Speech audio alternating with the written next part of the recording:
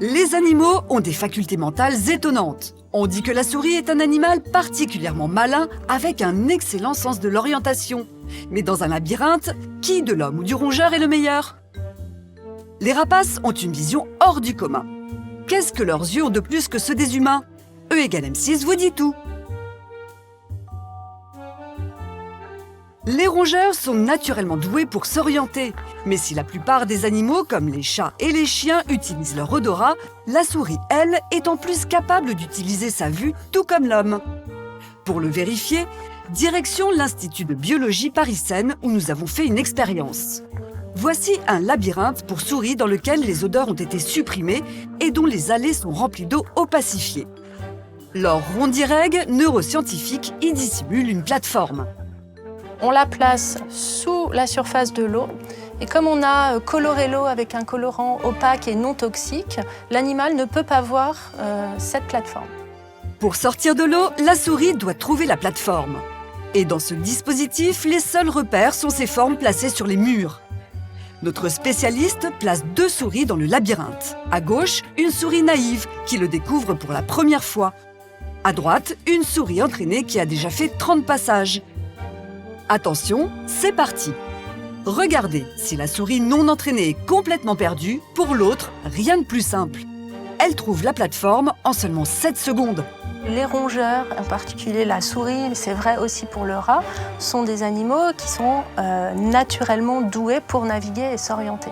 Normalement, la souris est un animal olfactif, comme tous les rongeurs. Ici, on voit que pour les besoins de l'expérience, la souris était parfaitement capable d'utiliser un autre sens, qui est la vue. C'est incroyable! Grâce à sa vue, la souris a pu repérer et utiliser les indices géométriques pour retrouver la plateforme. Elle a aussi mémorisé les lieux. Soit les indices visuels, qui sont les indices géométriques qui sont ici accrochés sur les rideaux. C'est-à-dire que si maintenant on change de point de départ, la souris serait parfaitement capable de retrouver le lieu de la plateforme grâce aux indices visuels. Et grâce à sa mémoire étonnante, elle va en plus mémoriser le chemin le plus court pour rejoindre la plateforme.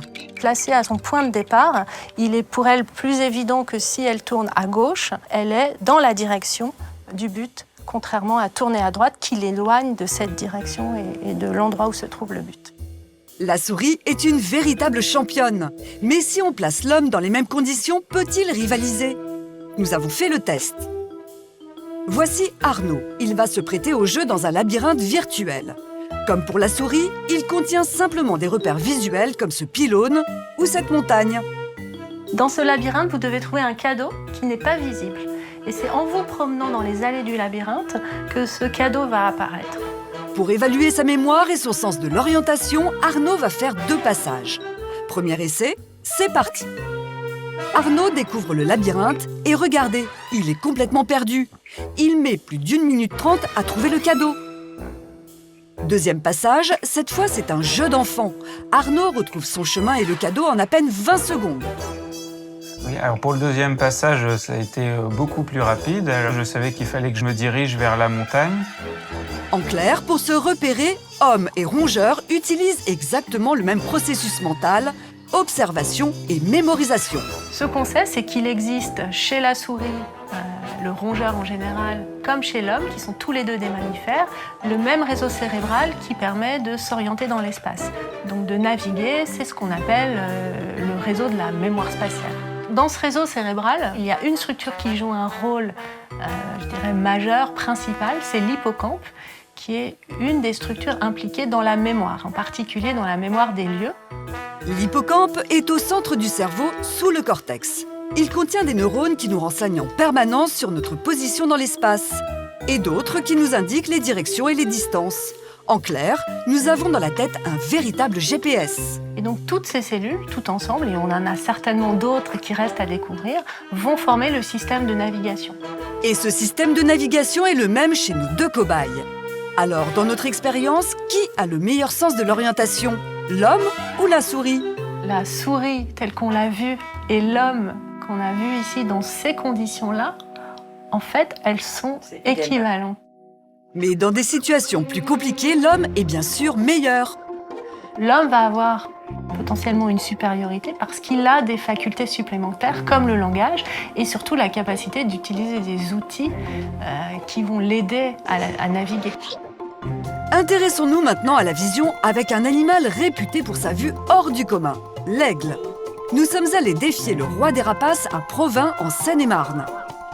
Nous plaçons un aigle en haut d'un rempart et sa nourriture préférée à 200 mètres de lui, soit l'équivalent de 2 terrains de football. Vous voyez quelque chose? Vous non, mais l'aigle oui. Regardez, il fonce sur le poisson avec une précision extraordinaire. Mais alors, jusqu'où un homme peut-il rivaliser? Pour le savoir, nous avons demandé à des passants de décrire ce dessin que nous plaçons déjà loin, à 25 mètres de distance. Vont-ils le voir? Il y a un cercle. Au sommet du cercle, il y a un espèce de rectangle jaune fluorescent. Peut-être un animal représenté. Je vois rien. Ça m'a pris quelques minutes, mais non, c'est un clou.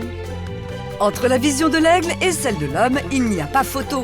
Alors que nous distinguons à peine un objet placé à 25 mètres de nous, un aigle pourrait lire les gros titres d'un journal à 500 mètres de haut. Mais comment est-ce possible? Explication de notre vétérinaire. Le rapace a la meilleure vision du règne animal. L'œil des rapaces est, pour ainsi dire, un œil parfait. C'est un œil qui permet à la fois de voir de très loin et c'est aussi un œil qui permet de voir de très près. Leur secret, c'est d'abord la taille de leurs yeux. Rapportés à la taille de l'oiseau, ils sont énormes et beaucoup plus gros que les nôtres. En effet, ramenés à l'échelle de l'homme, nous aurions les yeux de la taille de 2 pamplemousses. Mais en quoi de plus gros yeux favorisent-ils une meilleure vue? Cette taille de l'œil permet d'avoir une image plus grande. L'aire de projection de l'image qui est à l'arrière de l'œil est plus grande. Cette aire de projection, c'est la rétine située dans le fond de l'œil.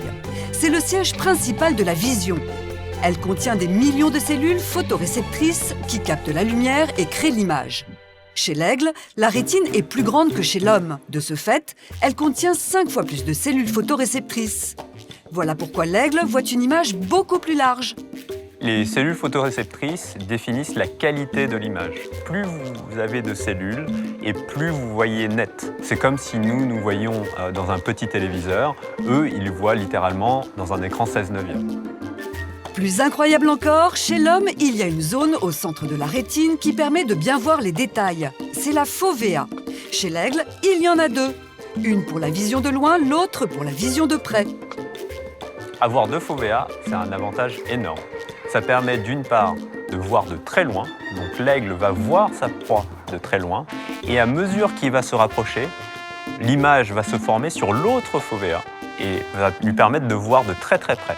C'est important parce qu'il s'approche de sa proie à très grande vitesse, donc il doit changer très rapidement de résolution. Donc le fait d'avoir cette adaptation lui permet en fait de chasser très efficacement. Imaginez, c'est comme si nous avions des loupes greffées sur nos yeux en permanence. Voilà ce que nous voyons et voilà ce que voit l'aigle. Impossible pour l'homme de rivaliser. Vision de l'aigle, sens de l'orientation de la souris, 2 exemples qui montrent que pour percevoir leur environnement, les animaux n'ont rien à nous envier.